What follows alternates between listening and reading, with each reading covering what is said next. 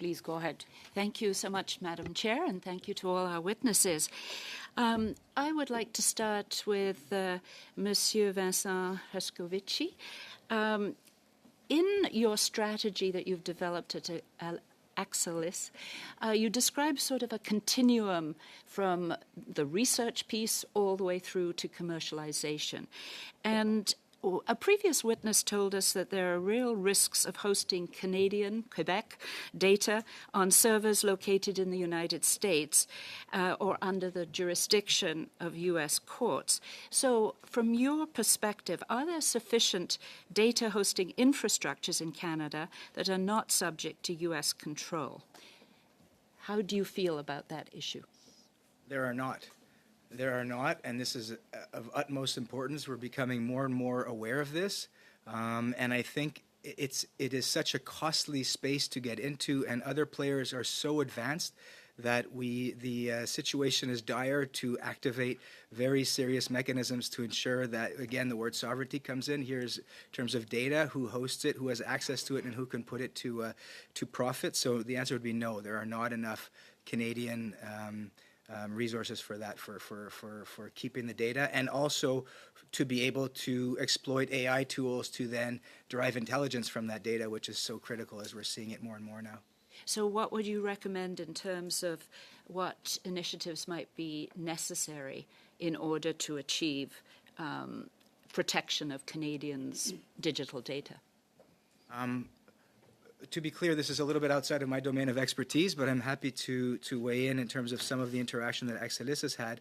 Maybe two recommendations. One of them is to identify large enough players who are invested in Canada, who have the interest in further investing and making sure that they have the support to be able to do that, technological players.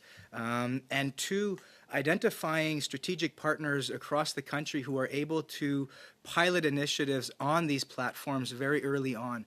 I'll give a quick example. On the Axelys side, we've developed in-house in the last 18 months an AI platform, natural language-based platform, Gen AI, in order to be able to even mine our own data that Axelys has. We have years and years, thousands of reviews that we've done, landscape analysis. I cannot afford to put this on a server that I don't know that I can control the safety of that. We've developed it in-house, and we're right now storing it very locally as much as possible, but we would be very happy to have a potential provider who would be more domestic with pure Canadian servers, truly controlled by Canadian companies. So I'm looking for that. We're having a few early discussions. There are a few contenders who would be open to exploring these kinds of pilots, but we need support because it's just so costly to do that. Thank you so much.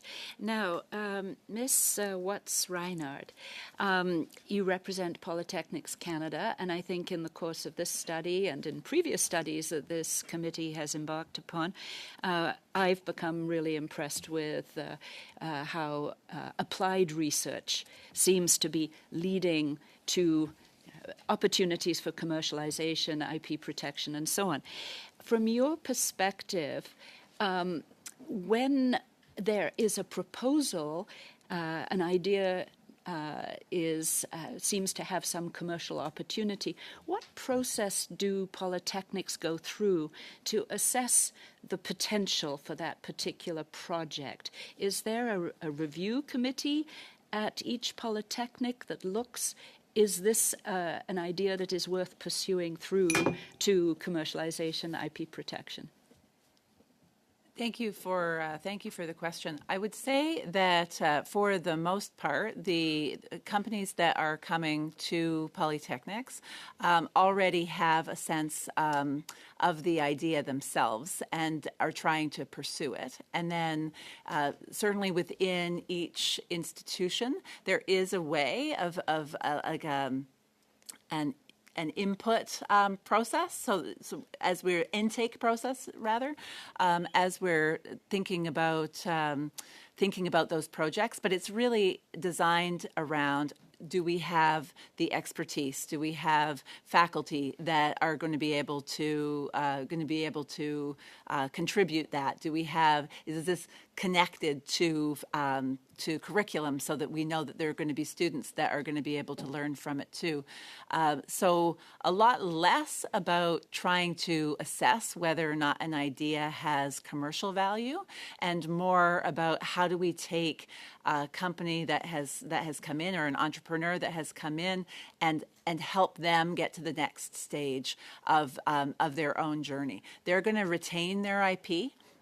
And so we're very infrequently about creating IP, and much more about how can we take it to the next level and prepare that business partner for whatever it is that they need, whether that's process improvement or prototype development. How much time do I have? 30 seconds. A quick one for Ms. Yuyitung. You talked about the need for experienced executives, and it sounds a little bit like what we've just heard. How do we develop those experienced executives here in Canada?